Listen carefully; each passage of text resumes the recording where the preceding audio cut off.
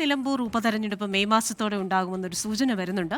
ഒരുക്കങ്ങൾക്ക് തെരഞ്ഞെടുപ്പ് കമ്മീഷൻ നിർദ്ദേശം നൽകി. അന്തിമ വോട്ടർ പട്ടിക മെയ് 5-ന് പ്രസിദ്ധീകരിക്കാനാണ് നിർദ്ദേശം. ബൽറാം നെടുങ്ങാടിയാണ് ചേരുന്നത് ഡൽഹിയിൽ നിന്ന്. Balram, good evening. വളരെ നാടകീയമായ നിരവധി നീക്കങ്ങൾ നമ്മൾ കണ്ടു. അതിനുശേഷം വളരെ അപ്രതീക്ഷിതമായ ഒരു ഉപതെരഞ്ഞെടുപ്പാണല്ലോ ഇപ്പോൾ നിലമ്പൂരിൽ നടക്കാൻ പോകുന്നത്. ഇത്തരത്തിലൊരു പാർട്ടി മാറ്റം ഉണ്ടാകുമെന്നൊന്നും പ്രതീക്ഷിച്ചിരുന്ന കാര്യങ്ങളല്ലല്ലോ. അപ്പോൾ എന്തായാലും മെയ് മാസത്തിൽ തെരഞ്ഞെടുപ്പ് ഉണ്ടാകും എന്ന ഒരു സൂചനയാണ് ലഭിക്കുന്നത്. മറ്റു വിവരങ്ങൾ എന്തൊക്കെയാണ്?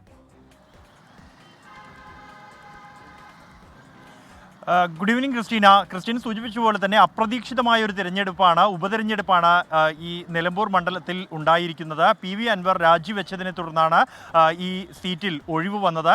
എന്തായാലും നിലമ്പൂരിലെ ഉപതെരഞ്ഞെടുപ്പ് മെയ് അവസാന വാരത്തോടെ നടത്താൻ കേന്ദ്ര തെരഞ്ഞെടുപ്പ് കമ്മീഷൻ ആലോചിക്കുന്നു എന്നതാണ് നമുക്ക് ലഭിക്കുന്ന സൂചന. ഇതിൻ്റെ ഭാഗമായി തെരഞ്ഞെടുപ്പിനായുള്ള ഒരുക്കങ്ങൾക്ക് ആവശ്യമായ നിർദ്ദേശം സംസ്ഥാന മുഖ്യ തെരഞ്ഞെടുപ്പ് ഓഫീസർമാർക്ക് കേന്ദ്ര തെരഞ്ഞെടുപ്പ് കമ്മീഷൻ നൽകിയിരിക്കുന്നു. കേരളത്തിലെ നിലമ്പൂർ അടക്കം 6 സംസ്ഥാനങ്ങളിലായി 8 നിയമസഭാ മണ്ഡലങ്ങളിലാണ് ഉപതെരഞ്ഞെടുപ്പ് ഇനി നടക്കാനുള്ളത്. അതിനാവശ്യമായി ഈ സംസ്ഥാനങ്ങളിലെ മുഖ്യ തിരഞ്ഞെടുപ്പ് ഓഫീസർമാർക്ക് ഉള്ള നിർദ്ദേശങ്ങളാണ് നൽകിയിരിക്കുന്നത്.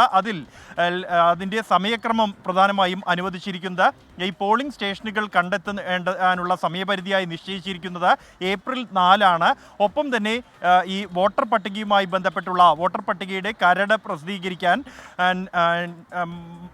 ഏപ്രിൽ 4 പ്രസിദ്ധീകരിക്കാനുള്ള നിർദ്ദേശം നൽകിയിരിക്കുന്നു. കൂടാതെ ഈ വോട്ടർ പട്ടികയിൽ എന്തെങ്കിലും പരാതികളോ ആക്ഷേപങ്ങളോ ഉണ്ടെങ്കിൽ അതിനായി ഏപ്രിൽ 8 മുതൽ ഏപ്രിൽ 24 വരെയാണ് സമയം അനുവദിച്ചിരിക്കുന്നത്. അവസാന വോട്ടർ പട്ടിക എന്നുള്ളത് മെയ് 5-ന് പ്രസിദ്ധീകരിക്കാനാണ് തെരഞ്ഞെടുപ്പ് കമ്മീഷൻ നൽകിയിരിക്കുന്ന നിർദ്ദേശം. ഇത് പൂർത്തിയാക്കി മെയ് അവസാന വാരത്തോടുകൂടി തെരഞ്ഞെടുപ്പ് നടത്താനാണ് കമ്മീഷന്റെ ആലോചന എന്നാണ് നമുക്ക് ലഭ്യമാകുന്ന വിവരം. ക്രിസ്റ്റീന. ശരി, ബൽറാം നെടുങ്ങാടിയാണ് ഡൽഹിയിൽ നിന്ന് വിശദാംശങ്ങളുമായി ചേർന്നത്.